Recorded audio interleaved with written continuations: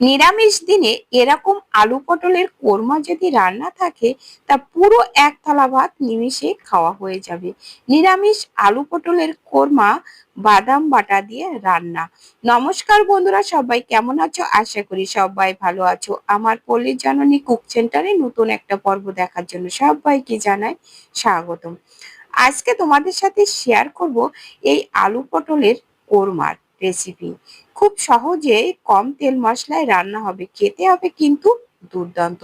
তো কথা না বাড়িয়ে চলো মূল রেসিপিতে যাওয়া যাক। তো এই যে দেখো, আমি এখানে কয়েকটা পটল এরকম একটু ছুলে কেটে নিয়েছি হাফ করে, আর এখানে নিয়েছি দেখো আলু কেটে নিয়েছি, একটু পাতলা করে আলু কেটে নিয়েছি, আর একটা টমেটো। আর এবার দেখো, লবণ হলুদ দিয়ে পটলগুলো মেখে নেব। মাছের গায়ে যেমন লবণ হলুদ লাগাই, সেইভাবে লবণ হলুদ লাগিয়ে পটলগুলো আমি সরিষার তেল দিয়ে ভেজে নেব। আর এই রান্নাটা করব কিন্তু সরিষার তেলে। এই যে দেখো, তেল দিয়ে দিয়েছি, তেলটা ভালো করে গরম করে নিতে হবে। মাছ ভাজার মতো তেলটা ভালো করে গরম করে নিয়ে এবার দেখো কড়াইতে পটল দিয়ে এবার নেড়ে চেড়ে ভেজে নেব। তো আমি এরকম মাঝে মাঝে একটু ঢাকা দিয়ে দিয়ে কিন্তু পটলগুলো ভেজে নেব, তাহলে তাড়াতাড়ি কিন্তু পটল সেদ্ধ হবে, ভাজাও হয়ে যাবে। আর এদিকে দেখো, একটা মশলা রেডি করার জন্য নিলাম 1 চামচ জিরে গুঁড়ো, হাফ চামচ ধনে গুঁড়ো, আর হাফ চামচ হলুদ গুঁড়ো, আর নিলাম হাফ চামচ শুকনো লঙ্কার গুঁড়ো। এবার একটু জল দিয়ে এই মশলাটা একটু গুলে নেব।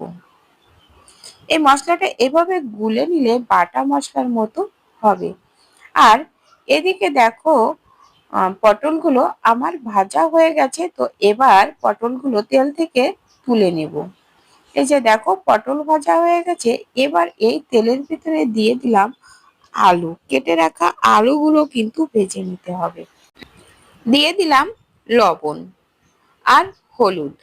লবণ হলুদ দিয়ে আলুগুলো ভেজে নিলে তাড়াতাড়ি ভাজা হবে আর আলুর কালারটাও সুন্দর হবে। ওদিকে আলুগুলো নেড়ে চেড়ে দেব, ভাজা হতে থাকবে। আর এদিকে দেখো, কাজু বাদাম নিয়েছি কয়েকটা, আর কয়েকটা চীনা বাদাম আমি এবার শিল পাটাতে বেটে নিচ্ছি। তো একটু জল দিয়ে বেটে নেব।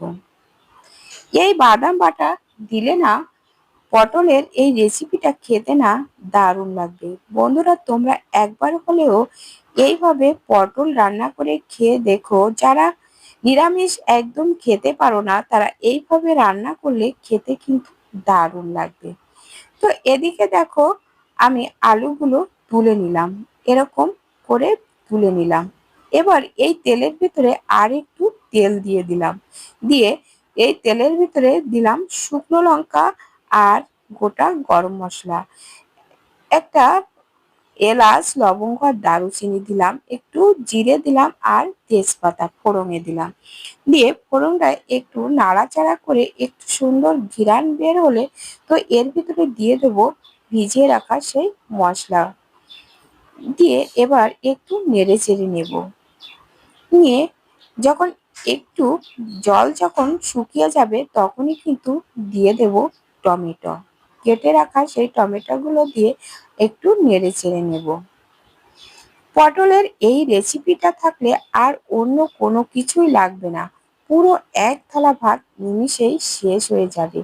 এবার দেখো, বাদাম বাটাটা দিয়ে দিলাম। বাদাম বাটাটা দিয়েও একটু বেশ সময় মশলাটা কষিয়ে নেব। কষিয়ে নিয়ে দেখো, যখন একটু তেল ছেড়ে ছেড়ে দেবে, সেই সময় দিয়ে দেব আমি এর ভিতরে আহ, লবণ। লবণ দিয়ে তো এর ভিতরে এবার দিয়ে দেব ভেজে রাখা আলু। আলুগুলো এবার দিয়ে নেড়ে চেড়ে কষিয়ে নেব। বন্ধুরা, তোমরা একবার হলেও এইভাবে রান্না করে খেয়ে দেখো, খেতে কিন্তু দারুণ লাগবে। আর আমার ভিডিওটা কে কোথা থেকে দেখছো একটু কমেন্ট করে জানিও, তাহলে তোমাদেরকে ধন্যবাদ জানাতে আমার সুবিধা হবে।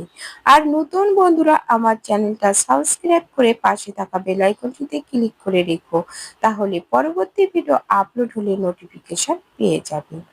তো দেখো, আলুগুলো দেওয়ার পরে পটলগুলো দিয়ে এভাবে একটু নেড়েচেড়ে কষিয়ে নেব।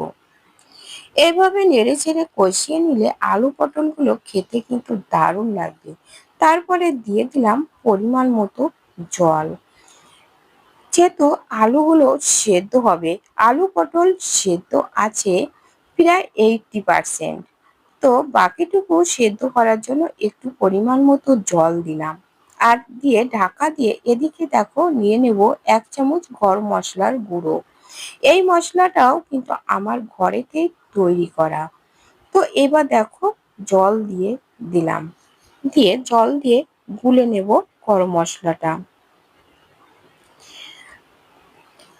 গরম মশলার গুঁড়োটাও জল দিয়ে ভিজিয়ে রেখে দিলে বাটা মশলার মতো হবে। এদিকে দেখো ঢাকনা খুলে এবার নেড়ে চেড়ে আমি এই গরম মশলার গোলাটা দিয়ে দেব।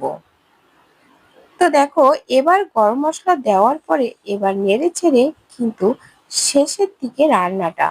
তো এখন তেজপাতা দুটো তুলে ফেলে দিলাম। তেজপাতা ফেলেবার যেহেতু তরকারিতে চলে গেছে তাই আর দরকার নেই। তবে এবার দিয়ে দিলাম 1 চামচ ঘি।